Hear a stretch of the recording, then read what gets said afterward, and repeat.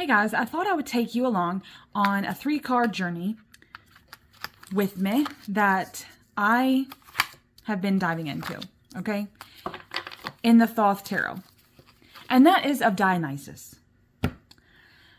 And it's weird because I never would have put these cards together when talking about this ecstaticism, but I've been thinking about it more and more lately. And I feel like a Dionysian influence is present in all 3 of these cards, and I'll explain. In the Fool, we already kind of know because Crowley puts like maybe 1 or 2 sentences in the Book of Thoth about this influence, but of course, in Crowley fashion, he doesn't really go into any depth, so you kind of have to make up your own associations with the influences. But the grapes and the flaming pine cone indicate to me this sort of Dionysian Bacchus influence, and I can kind of see how the Fool would be Dionysus personified here, because the flaming pine cone isn't attached to the thyrsus, and the thyrsus is like a staff that the Maenads, or the cult following of Dionysus, would have carried, and we'll get to that in a second. And so I thought that in the Fool it was interesting because as these 2 are majors, they're universal concepts. So that tends to represent the bigger aspects of the arcana in total. And so I thought, okay, well, if Dionysus is present here, what could that symbolize? And if Dionysus is the Greco-Roman, this god of wine and frivolity, a frenzied ecstatic nature, maybe possibly even hedonism, then what could that mean in terms of the Fool and the universe? For me, this could represent the ecstatic nature of the universe before it was manifest. So this is actually telling us about the Dionysian chaos, the feeling of the chaotic nature of the universe before order. So before anything was manifest, because as we know, the Fool isn't manifest. It's it's coming to manifestation. So that made a lot of sense. I thought, okay, well, if Dionysus is present here, maybe it is Dionysus, or maybe it is the archetype of Dionysus to get us in touch with the chaotic nature of the universe. So that was pretty interesting. Also, if we look at the Fool along with the universe card, then we're seeing kind of this ecstatic, we can even see the ecstaticism in his facial expression. See his little ecstatic eyes there? That makes me think that he's in some kind of trance, whatever, So mirroring these 2, it's unmanifest, the ecstatic nature, unmanifest, and then the manifest. Anyway, so a little on that. But then we get to the devil. There's no thyrsus here. There's no flaming pine cone. There's no real indication for me that Dionysus is present here in terms of the symbolism. However, we know from various sources that the devil in a lot of the tarot decks, actually in a lot of the systems, are indicative of Pan, which I think Pan is a type of manifestation of Dionysus, to be honest with you. But in the devil card, I could say archetypally, I believe that Dionysus or Pan or whatever, it represents nature in all of its aspect. So I had to kind of plug it here as saying that it pertains to a kind of primitive, sexual, sensual, dark, creating, destroying nature.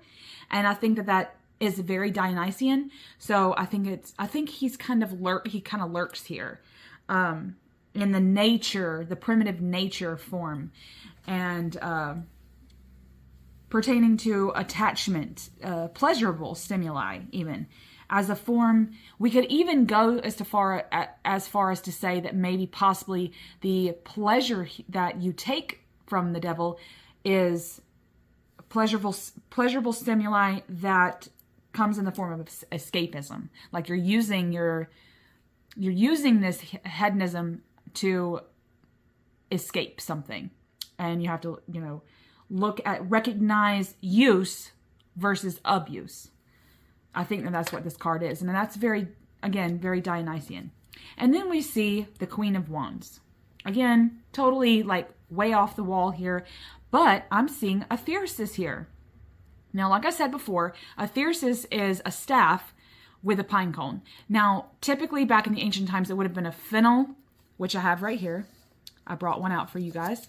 A fennel stalk. This is from my personal garden. I have fennel that grows in the garden, and it's herbaceous, not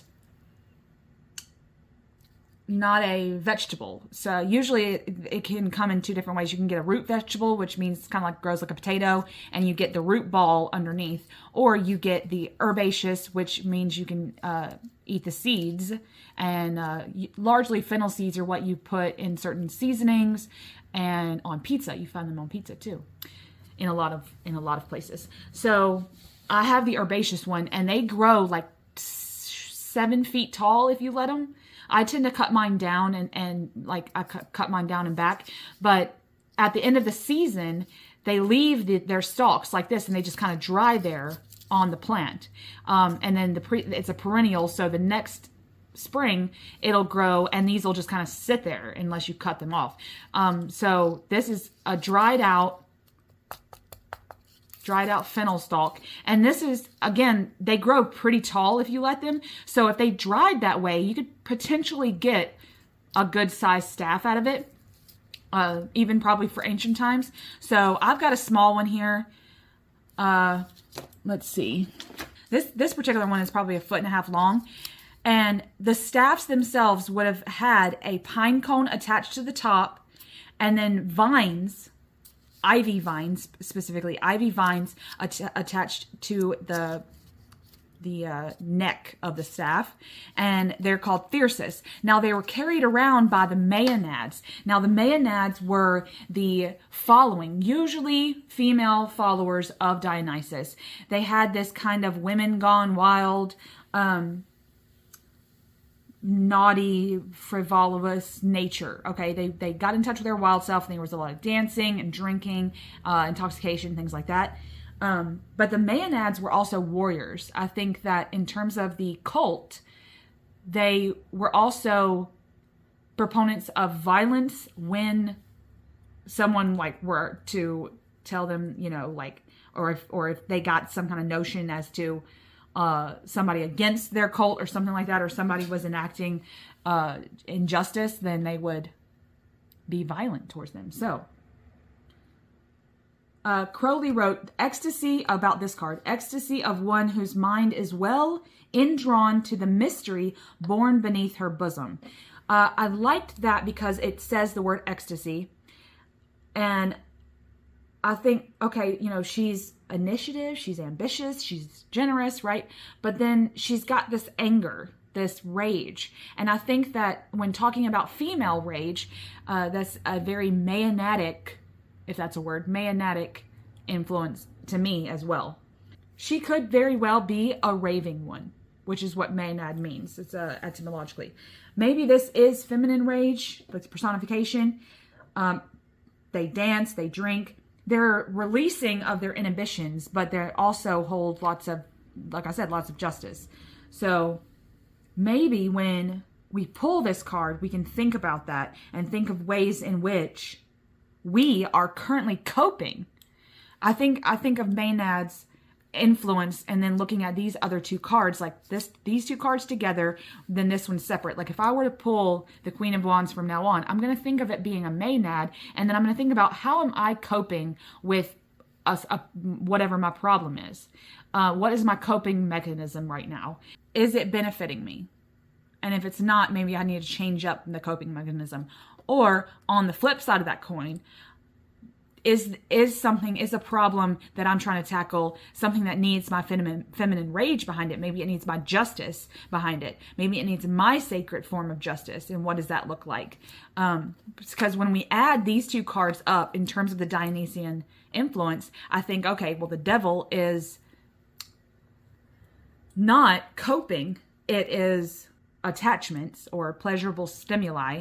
and what that may look like. Am I using various stimuli or a stimuli as a form of escapism? And then the Fool is completely unmanifest, naive, innocent. There's those kinds of qualities to him. So it's like innocence, and then intoxication, stimuli, pleasure, hedonism, and things like that. So what am I using? What am I abusing? What am I being naive about in terms of these things? And then how can I be more mature, like a Maenad? I don't know if they were mature or not, but we could form a more mature strategy for how we go about intoxicating ourselves, how we go about exuding our rage, how we go about coping with various things. So I don't know. I just thought that was very interesting, that he seems, Dionysus himself and possibly even the Maenad presents himself in these 3 cards, and looking at them together, like if this was a reading, that's kind of how I would go with that. You know, what am I being naive about, and what may I need to bring to the table to deal with a problem, but not let it consume me in a way that will be a stimulus that overtakes me. And then if I need rage or justice to back that up, how can I do that? So I don't know. So that was like a short and sweet little thing that I've been thinking about lately. If you see any kind of other Dionysian influences in the Thoth, let me know. I think that's an interesting topic. But also, what do you think about these 3 cards, together as this influence, as this Dionysian, Bacchus, Maenad, frenzied madness that we see? Also, I think that it's cool because there's a leopard here. It's also cool because we see this leopard here, but it reminds me of the picture that is actually on Wikipedia. I'll leave it here for you. It's a picture that I saw on Wikipedia of a Maenad, and it looks exactly like this. Like, there's just no denying that this was an influence of this card. So, I don't know. There's just some like basic, bare, not very many thoughts on this, but I thought it was, as we come into spring, I've been thinking about Dionysus. I've actually been thinking about the horned god. I've been thinking about a lot of things in terms of my practice. And then when I use tarot, I like to find those influences as well. So let me know what y'all see in terms of Dionysian or maybe Bacchus or Maenad influence in these 3 cards. Or if there's other cards you can think of that may have these influences of frenzied madness. Let me know your thoughts. All right.